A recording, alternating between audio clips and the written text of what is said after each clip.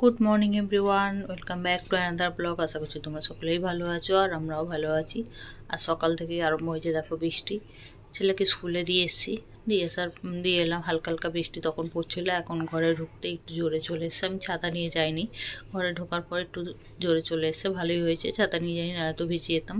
আর এখানে এসে আমি জানলাপত্র খুলে দিলাম, কিছু খুলে যায়নি কারণ ঘরটা একটু ঠান্ডা ছিল। আর এই দেখো ঘুমাচ্ছে বলে আরও দরজাটা সব কিছু বন্ধই ছিল, নাহলে ঘুম ভেঙে যাবে, বাইরে বেরিয়ে যাবে, বৃষ্টি পড়ছে। আর এখানে দেখো ওর অবস্থাটা মোটামুটি অনেকটাই খারাপ হয়ে গেছে, সারাদিন শুধু ঘুমাচ্ছে।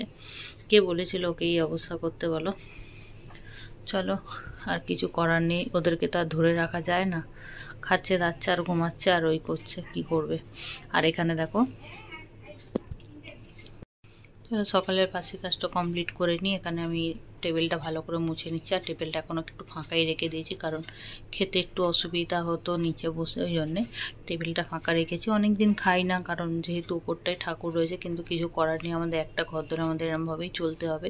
তার জন্যই টেবিলটা ফাঁকা রেখেছি। আর ছেলে তো সব জিনিস নিয়ে খাটে উঠে যায়, তার জন্যই আরোই করেছি, যাই খাবে খাটে উঠে যায়। তার জন্যে এঁটো কাটা কিচ্ছু মানে না।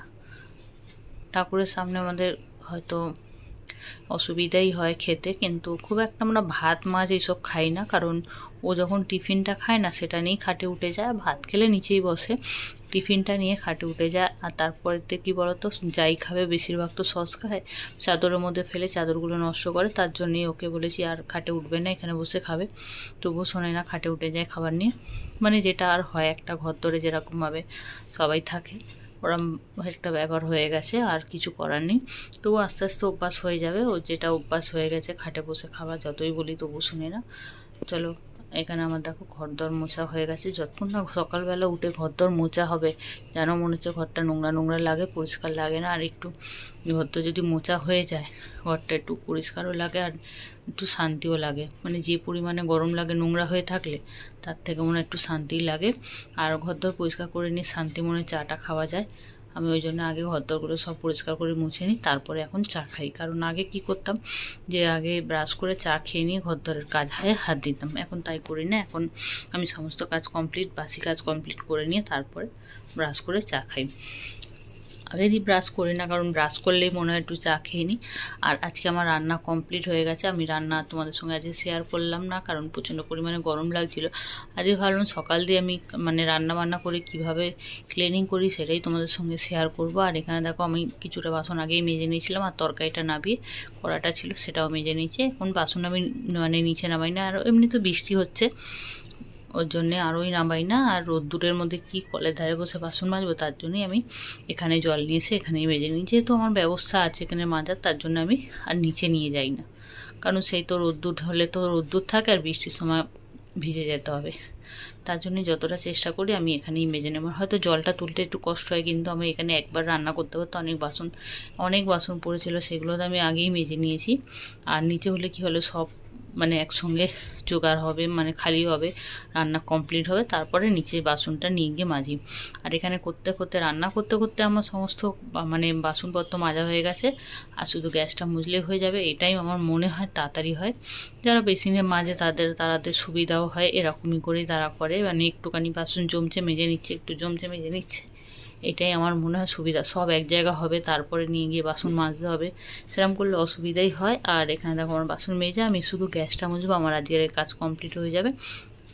আর গ্যাসটা মুছতে কিন্তু অনেকটা সময় লাগে, ওই জন্য গ্যাসটা একটু ভালো করে মুছতে হয়। মনে হয় যে কালো জিনিস নোংরা পড়বে না, কিন্তু কালোতেই বেশি নোংরা বোঝা যায়, আর বেশি খাটনি হয় কালো জিনিসের। যেমন আমার আয়নাটা প্রত্যেক দিন মোছা হয়, তবুও যেন ধুলো ধুলো ধুলো হয়ে থাকে, আর কালো জিনিসের ধুলোটা খুব ভালোভাবে বোঝা যায়। আর এই যে এখন গ্যাসটা আমি মুছে পুরো পরিষ্কার করে নেবো, তো কিন্তু গ্যাসের ওপরটা দেখবে কিছুক্ষণ পরেই দেখা যাবে যে পুরো ধুলো ধুলো হয়ে গেছে। আর গ্যাসের আমি এগুলো রেগুলার চেষ্টা করি মেজে নেবার, কারণ কি বলতো, এগুলো খোলা যায় না তো, বার্নালে যে স্টিলের যে জায়গাটা রয়েছে না, ওটা খোলা যায় না। প্রত্যেকটা মনে হয় এরকম এরকম ধরনেরই থাকে, এটা খোলা যায় না।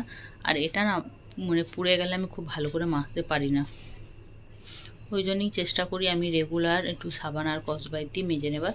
কালোটা আমি খুব একটা স্কচব্রাইট দিয়ে মাজি না, মানে কাপড় দিয়েই মেজে নিই, কারণ ওটা দাগ হয়ে যাবে, তার জন্যে শুধু ওই স্টিলের ওইগুলোতেই আমি স্কচব্রাইট দিয়ে সুন্দর করে নিয়ে তারপরে কাপড় দিয়ে ভালো করে মুছে নিই। আর তোমাদের সঙ্গে কথা বলতে বলতে দেখো আমার এখানে গ্যাসটাও কমপ্লিট হয়ে গেছে মোছা। আরও একবার একটুখানি মানে নেতাটা ধুয়ে নিই আর মুছে নেবো, ব্যাস কমপ্লিট হয়ে যাবে। যতই মুছি আমার একটা ম্যানিয়া হয়ে গেছে মানে একটু ভালো করে মোছার। আর আমার চান পুজো সমস্ত কিছু কমপ্লিট হয়ে গেছে। ছেলেকে স্কুল থেকে নিয়ে চলে এসেছি, আরও আজকে টিফিন খাইনি, তাই জন্য ভাবলাম একটু পরোটা করি। আর ওর বাবা আজকে কাজে আয়নি, তার জন্যই পরোটা করলাম। রোজ তো আমরা মানে ব্রেড খাই, তার জন্য আজকে ব্রেড খেলাম না, একটু ভাবলাম পরোটাই করে নিই। আর পরোটা তরকারি করবো না, চা দিয়ে খেয়ে নেবো। ছেলে চা দিয়ে খাবে না, ওকে একটু চিনির পরোটা করে নেবো। সেটা কীভাবে করি চলো সেটাও তোমাদের সঙ্গে শেয়ার করবো। আগে তো ময়দাটা মেখে নিই। ময়দাটা দেখো অল্প পরিমাণে ময়দা নিয়েছি, 5-6টার মতো হবে, আর যদি বেঁচে যায় তো রেখে দেবো ময়দাটা মাখা। চলো আগে ময়দাটা মেখে নিই, তারপরে আসছি।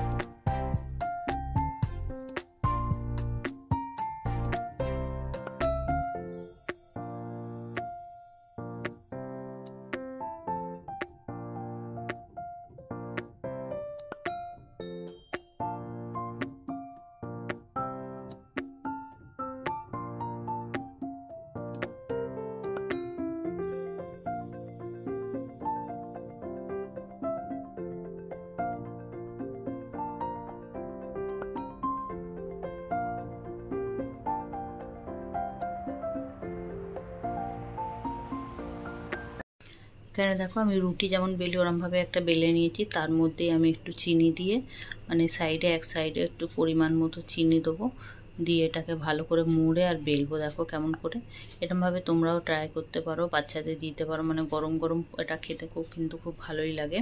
মানে হালকা হালকা করে ভেজে নেবে। আর দেখো একটু মানে চিপে নিয়েছি, নিয়ে হালকা হালকা করে কিন্তু আমি বেলবো, বেশি চেপে বেললে কিন্তু চিনি বেরিয়ে যাবে। আর ওইটা আমার সাইডটা মোড়া হয়নি বলে তাই চিনিটা একটু বেরিয়ে গেছে। একটুখানি যেমন মোমো করি আমরা, একটুখানি চেপে নিলে কিন্তু এটা বেরোবে না। আর হালকা হালকা করে বেলে নেবো। দেখো যতটা পারবো পাতলা করার চেষ্টা করবো, যাতে ভাজাটা ভালো হবে পরোটাটা। তার জন্য দেখো এরকম করে হালকা হালকা করে বেলে নিচ্ছি, তারপরে তো ভাজবই।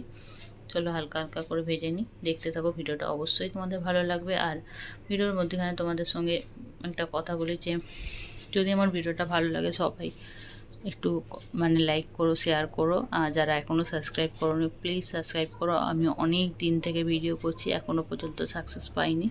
তোমরা যদি আমার ভিডিওটা ভালো লাগে অবশ্যই একটু সাবস্ক্রাইব করে আমার পাশে থেকো। আর নতুন না, আমি অনেক দিন থেকে ভিডিও করছি, আর যদি তোমরা আমার পাশে না থাকো আমি কিন্তু মানে কিছুই করতে পারবো না। অনেক আশা নিয়ে এই প্ল্যাটফর্মে কাজ করছি, আর অনেক দিন থেকে অনেক কষ্ট করছি। অনেক জানোই তো ভিডিও বানাতে কতটা মানে সময়ও লাগে, যে কাজটা আমাদের 5 মিনিটে হয়ে যাওয়ার কথা সেখানে আমাদের 10 মিনিট লাগে। সেই অনুযায়ী আমি তোমাদের কাছে একটাই রিকোয়েস্ট করছি, প্লিজ আমাকে একটু সাপোর্ট করো, তোমাদের বন্ধুদের মধ্যে শেয়ার করো, আমার এই অনুরোধটা তোমরা রেখো। আর দেখো এখানে আমার পরোটাও হয়ে গেছে ভাজা, মানে হালকা হালকা করে তেল দিয়ে ভেজে নিচ্ছি। এইভাবেই পরোটাগুলো ভেজে নিয়ে কিন্তু তোমরাও খেতে পারো। মানে যারা চা খাও না তারা কি দিয়ে খাবে, তরকারি যদি না করো এইভাবে কিন্তু পরোটা ভেজে নিয়ে খেতে পারো। আর এখানে দেখো চেপে হালকা হালকা করে আমি ভালো করে ভেজে নেবো, কিন্তু নইলে কিন্তু ভেতরে কাঁচা থেকে যাবে, যেহেতু তিকোণ করে ভেজেছি, মানে সাইডগুলোতে একটু মোটা হয়ে যায়, তার জন্যই এরমভাবে একটু চেপে ভাজা। আর এখানে আমাদের জন্য 4টে পরোটা বেলে নিয়েছি, সেটাকে মানে ভাজবো। আমাদের আমরা 2জন খাবো, তার জন্যই চলো পরোটাগুলো ভেজে নিই।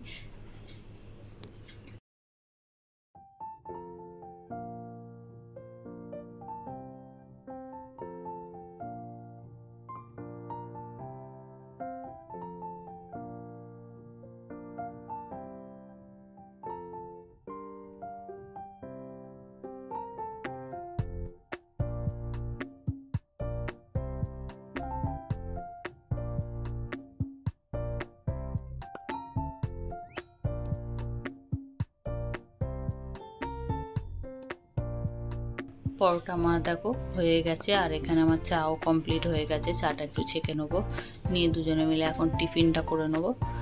মোটামুটি বেলা 11:30 কিন্তু বেজেই গেছে। ছেলেকে স্কুল থেকে নিয়ে এলাম, নিয়ে এসে তো করলাম, একটু সময় তো লাগবে। ওকে যেহেতু ওর বাবা ছিল ওই জন্য একটু তাড়াতাড়ি চলে এসেছি, নাহলে কিন্তু আমার বাড়িতে আসতে 11:30 বেজে যায়, কারণ আমি হেঁটে যাব, হেঁটে আসবো, তার জন্য দেরি হয়। কিন্তু আজকে তো যেহেতু ওর বাবা গেছে আর একটু আগে চলে গেছি, ওদের 10:50 ছুটি, তাড়াতাড়ি করে কাট দিয়েছিলাম, তাড়াতাড়ি করে বেরিয়েছিল, ওই জন্যে 11টা মানে 10 মিনিটের মধ্যে আমরা ঘরে চলে এসেছি। আর এখানে 4টে পরোটা 5টা পরোটা করতে তো বেশি সময় লাগেনি, এখন প্রায় 11:30 মতো বাজে।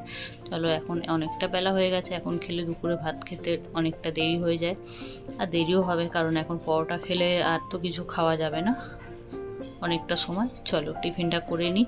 আর আজকে কি কি রান্না করছি সেটা তোমাদের সঙ্গে শেয়ার করি। এখানে দেখো সর্ষে বাটা দিয়ে পার্শে মাছের ঝাল করেছি, এখানে ভাত, আর করেছি হচ্ছে ওই কাঁঠাল দানা ছিল সেটা দিয়ে একটা চচ্চড়ি মতো করেছি, আলু বেগুন উচ্ছে সব দিয়ে একটা চচ্চড়ি করেছি। আর কাটাপোনা 2 পিস ছিল, একটু ছেলে তো খাবে না পার্শে মাছটা, তার জন্য ওটা করেছি। আর কিছু শ্যুট করা হয়নি। আর বিকেলে দেখো ভিউটা এত সুন্দর লাগছিল, সেটা তোমাদের সঙ্গে না শেয়ার করে থাকা যায়। মানে বৃষ্টি হচ্ছিল তো সকাল থেকে, তারপরে হালকা হালকা আবার একটু রোদ উঠলো, এরকম বিকেলের আকাশটা এরকম লাগছে। খেতে একটু রেস্ট নিয়েছিলাম, ঘুম থেকে উঠে দেখি বিকেলের আকাশটা এত সুন্দর লাগছে, সেটা তোমাদের সঙ্গে শেয়ার করলাম। চলো আজকের ভিডিওটা আমি এখানে শেষ করছি। যদি ভালো লাগে অবশ্যই একটা লাইক করো। Thank you for watching, tata.